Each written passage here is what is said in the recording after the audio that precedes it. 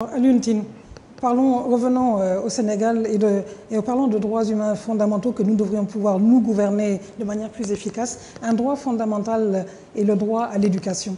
La rentrée scolaire est dans 3-4 semaines. L'éducation nationale va mal. Or, l'éducation est un droit humain de base.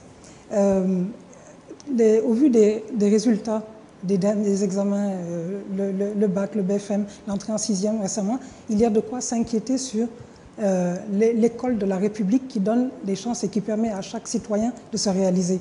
L'école publique a des résultats absolument déplorables. Aujourd'hui, ce qu'on voit, c'est que c'est l'école privée qui permet aux familles d'espérer voir leurs enfants s'en sortir. Alors, faut-il s'inquiéter de l'école de la République ou alors y a-t-il d'autres solutions?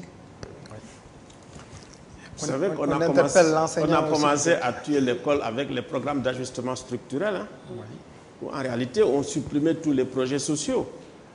C'est après, effectivement, que les gens se sont rendus compte que ça a complètement capoté, qu'on a essayé de rectifier, tant bien que mal.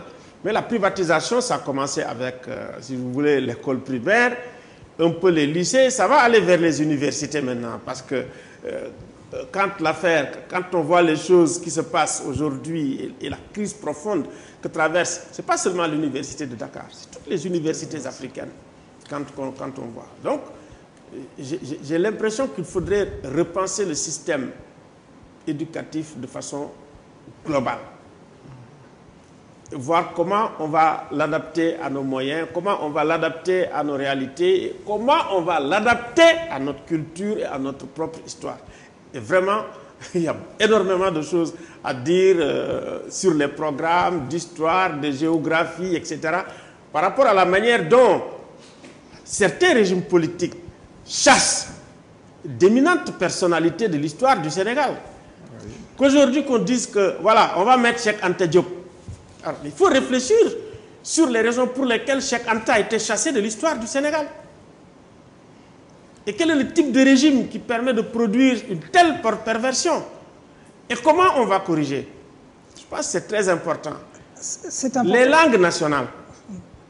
Attendez, si effectivement nous n'intégrons pas aussi les langues nationales dans notre cursus, il y avait un moment où on était allé très loin avec notre ami de l'IFAN, Silla, avec même, comment il s'appelle, Sahir Thiam, qui commençait quand même à faire des mathématiques en Wolof.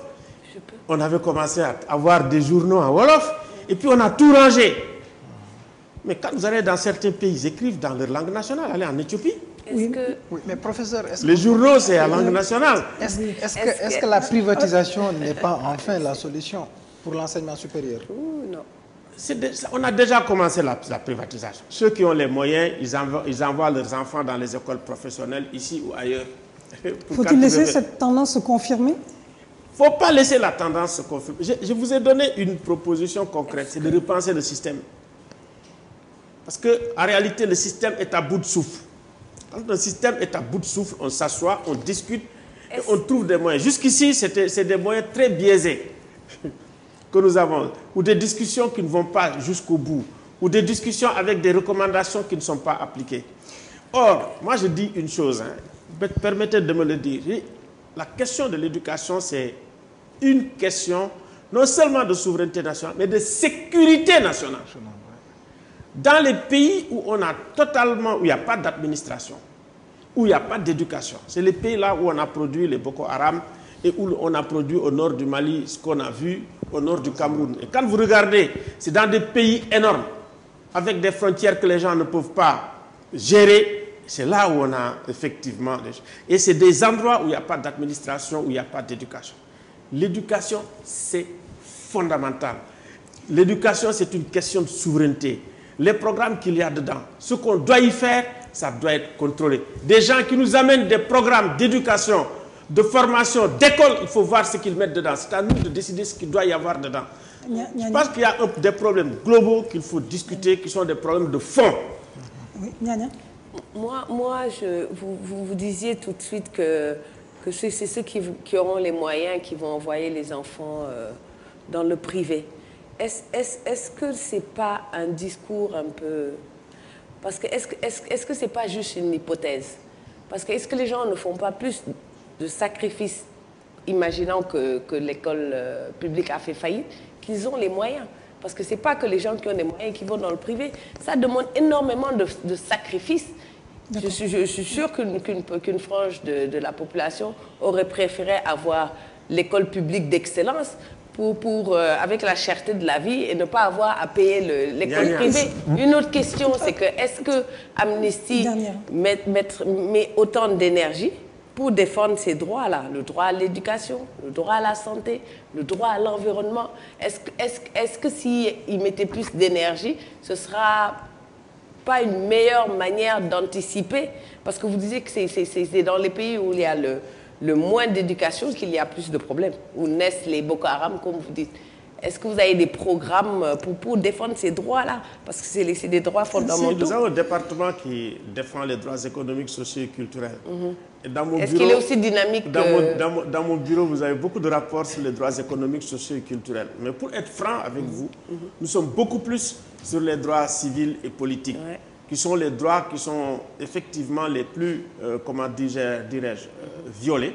Parce que nous avons également d'autres qui sont dans des secteurs de développement. Violés parce qu'il y a un déficit d'éducation. Tout à fait. Nous sommes même dans l'éducation de façon globale. Est-ce que vous estimez que le recul est plus important sur les droits civiques que sur les droits sociaux, économiques et sociaux? Est-ce que c'est parce que vous priorisez?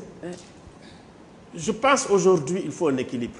Il faut absolument un équilibre entre les droits économiques, sociaux et culturels qui, vraiment, en dernière instance, nous maintiennent en vie. Le droit à un toit, le droit à l'alimentation, le droit à la santé, le droit à l'éducation sont des droits fondamentaux de l'homme. On ne peut pas ne pas... Alors, qu'est-ce qui fait que vous priorisez? C'est des droits politiques? Parce qu'il y a eu beaucoup de dictatures, c'est parce qu'effectivement il y a eu beaucoup de tortures, tout simplement parce que les gens ne peuvent pas exprimer ce qu'ils pensent, on vous met en prison, on vous torture, on vous tue. Alors, ça a pris une telle ampleur. C'est parce que aussi pendant les guerres, c'est l'arbitraire absolu qui fonctionne. Les gens les plus vulnérables ne sont pas protégés. Et on voit quand même aussi les résultats. Les réfugiés qui partent. On n'a jamais eu autant de réfugiés dans le monde. Qu'est-ce qu'il explique? On a la migration. Migration économique aussi, c'est ça. Tous les jours que Dieu fait, quand vous regardez la Méditerranée, c'est devenu un cimetière marin. Alioune Tine, nous avons beaucoup de questions sur les droits humains. L'actualité est très riche. Nous avions encore beaucoup de questions. Mais le temps qui nous est imparti, nous arrivons au bout de ce temps. Et donc, voilà, nous arrivons à la fin de notre débat. Je voulais vous remercier.